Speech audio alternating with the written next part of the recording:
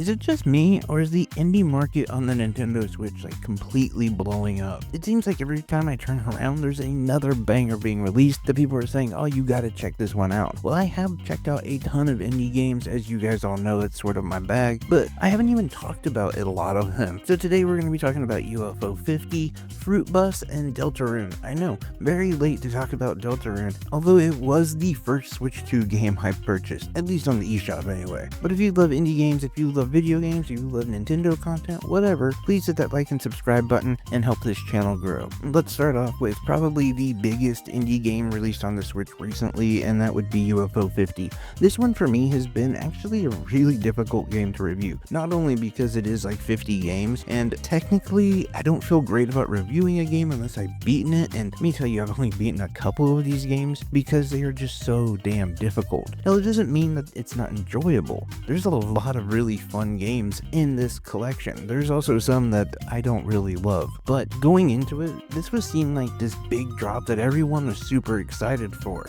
And I have to say that I wasn't that familiar with UFO 50, which I know is crazy considering just how popular it was on other platforms. But after purchasing the game, checking it out for days, I have to say that I think this is a game that maybe just isn't suited for me. And that's not to say I don't appreciate the game or I don't understand why it's gotten so much love. I totally get that. I mean, it's literally 50 really good retro style games put into one compilation. Now, for those of you who don't know, UFO 50 is a game about a fake game company that had went under, and just recently some of their games had been resurfaced or rediscovered. Now, all of these 50 games do play out completely different from each other, yet they also all tie into each other. And when I say they play out completely different, I mean they are different styles. There are racing games, there's action adventure games, there's even like strategy RPG style combat games. So there's a lot of opportunity to find a game that you really enjoy. And honestly, out of all the ones I've played, I liked more than I didn't. One of my favorite games is actually a puzzle game where you're trying to kill these bugs, and you have a set amount of actions per turn, and when you run out of actions, then it's their turn. And when their turn comes up, they can do things like evolve and make themselves even stronger or multiply. And it's one of those games that you think you have everything under control one minute, and then the next minute you're overran with bugs. But during your turn, you can kill them in many different fashions, and you almost have to be paying attention, because if you get too close to some of them, they'll explode and they'll take you out. But as the game goes, you evolve as well, and you're unlocking new abilities that you can use each turn, although you only have so many set actions that you can complete during each turn. So you have to be very careful on what you actually choose. Another one that I really enjoyed was like this Pac-Man snake style game where you are this girl and you're collecting these blobs and you have to set them in a certain area. There'll be like this highlighted area that moves around like every 5 to 10 seconds. At the same time, there are other blobs though that you cannot pick up and they actually hurt you, so you're trying to avoid them as well. And you can end up with like a huge amount of blobs behind you, and you're trying not to run into them, but you're also not trying to run into the other ones that you can't touch. And at the same time, if you do end up dropping those off, you can get a potion, and this potion will allow you to actually take out the blobs that won't follow you, the angry blobs, if you will. And by the way, if you do leave the happy blobs that will follow you around, they turn into angry blobs, and more angry blobs will pop up anyway. There's another race game that kind of plays out like Splatoon, where you're trying to paint an entire area, and the enemies are trying to do the same thing, so you're trying to cover their paint and cover up the majority of the area in your color paint. It's a really fun game. The most notable one for me was this game where you're given like 20 lives,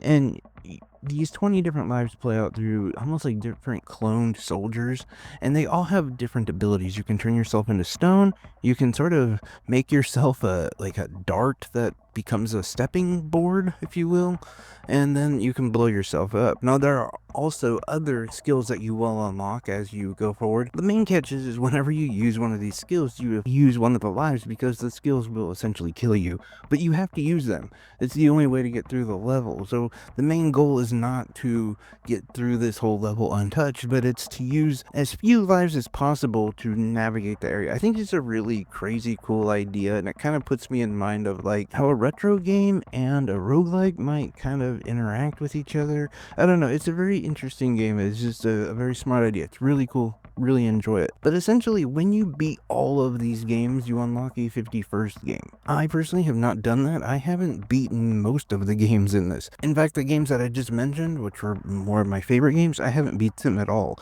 I've beaten a few, like the really easy games, and then I got lucky on another game. But my experience with this whole collection is you just have to be really good or get good, and it is something that I think there's a number of people that are really going to enjoy this. And then there's going to be the retro fans who really enjoy it because each game is very well thought out and made by really talented game developers. And I believe it's like $24.99, so you're basically paying 50 cents per game. So it's a really good deal. It's a really fun game. Just for me, I don't think it was really my cup of tea. But with that being said, I actually still play it. It is still downloaded on my Switch, and it's going to be staying there for a while. Alright, moving on to the next game that I've been playing. It's a game called Fruitbus, and this is a very cozy style game where you inherit a fruit food truck from your grandma, and you travel around essentially selling your fruit dishes. Now at the same time, each place that you visit, you're going to have to help the locals with certain problems that they have, which range from simple things like, hey, people are hungry, can you feed them, to essentially fixing the economy of a town. You're doing a lot of different things, interacting with a lot of NPCs, and at the same time, it's giving you this ability to go and forage for different fruit and make different dishes.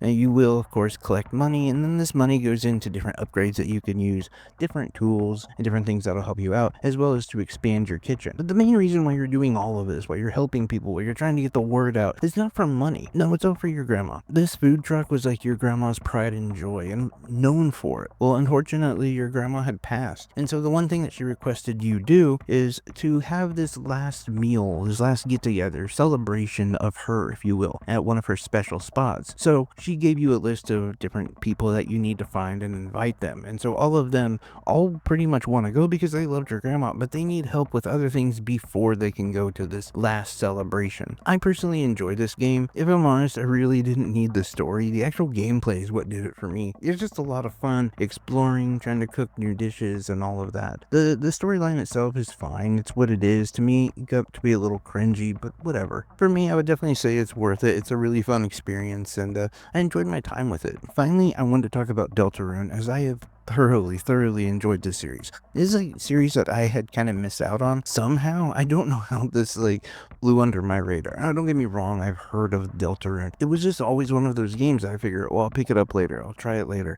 But finally, I actually did get to it. It was like one of the main important things for me to do with the Switch 2. And namely just because when the Switch 2 was released, they released chapters 3 and 4. And since that's something all my son was talking about, I kind of figured like, oh, that's the whole complete set. And it's not.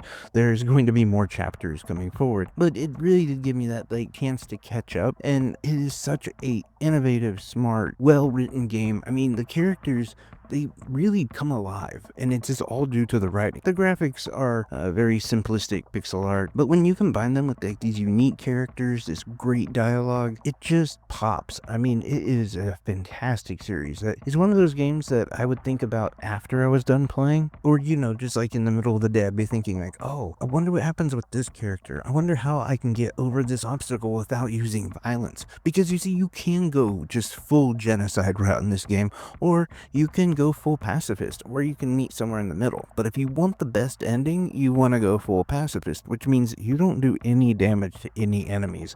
And yes, the game is set up for you to be able to do that. It's not impossible to do it, but it does take some work, especially when you're just so used to attacking. I don't know how many times I had to basically rewrite my own muscle memory of seeing that turn-based combat screen and being like, wait, no, don't attack, don't hit, don't cause damage. Try to figure out the pacifist way. It also further questions our morality as we're playing games, and are we actually the good guy? Because when you do run into some of these enemies, they don't attack you until you attack them. Not all, by the way, just some. I mean, there are some enemies that definitely come out swinging. My point is this is one of the reasons why I love indie games. Like Deltarune is a perfect example of why indie games are going to thrive, because there is no way that some big corporation would invest millions and millions of dollars into this game. yet it's so much bigger than any of those hero shooters that they've spent, $500 million into. And don't worry, I'm not going to get on my soapbox about this. I just want to say, if you haven't checked out Deltarune, you definitely should. It's an amazing game. It too is at a reasonable price. I think you can actually pick up all 3 of these games for cheaper than you would pay for like Mario Kart, I think, or at least really close. But you're going to have so much more content. But anyway, that's just my thoughts on these games. I definitely wanted to talk about them. Please let me know what your thoughts are down below on any of these games, or any indie games that you would recommend for me to check out, any games you're playing, anything and everything. Please comment down. Love to interact and talk with you guys. Take care, everyone. Love y'all. Bye-bye.